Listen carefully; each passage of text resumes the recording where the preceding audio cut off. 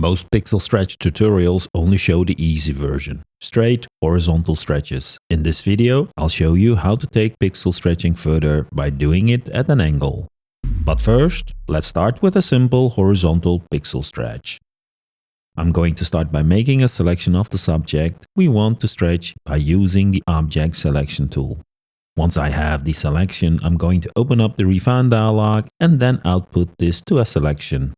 With the layer selected, I can now use copy and paste to create a pixel layer with the subject only.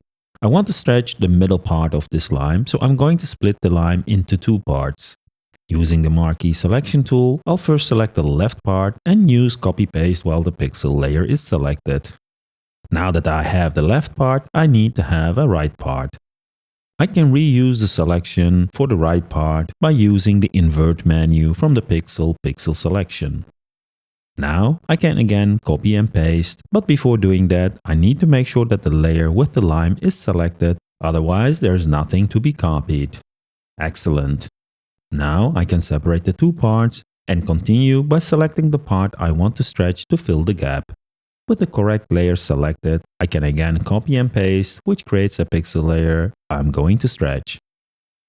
To stretch it, I can just use the Move tool and extend it horizontally. Make sure to hold the Shift key in order to force Affinity to skip ratio resizing. Easy peasy, we got a nice simple stretch effect between the two parts. As mentioned in the beginning, this is where most tutorials stop, but when I split the line with an angle as shown, this trick will not work. Just like the previous example, I can select the part I want to stretch. For the selection this time, I will use the Pen tool as this gives me a better control in making a selection. Once I have the area I want, I can press the selection button on the toolbar to get the selection. Keep in mind that this button is only available when the Pen tool is selected. Just as before, I can copy and paste to create the new pixel layer. But as you see it coming, I cannot resize this pixel layer with an angle. Resizing with the Move tool only works horizontally or vertically. So, a possible solution would be to rotate it so that the part we want to stretch is vertically aligned. For guidance, I'll add a quick vertical guideline. Next, I'll move this pixel layer to the guideline and turn on the Enable Transform Origin option. This way, I can change the origin of the rotation.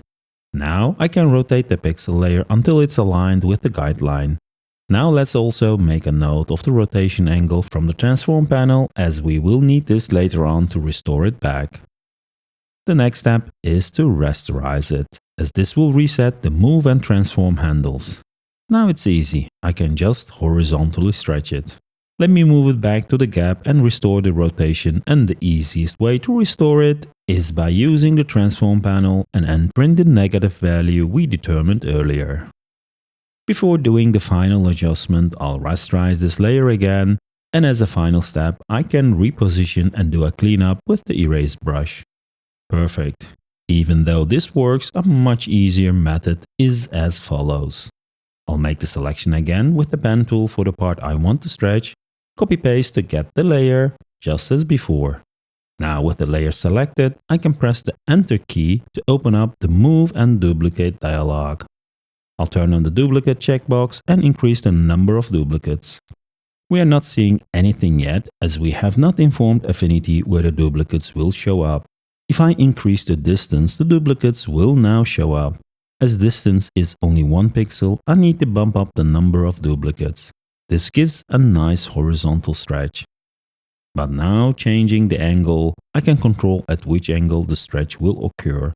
Pretty awesome.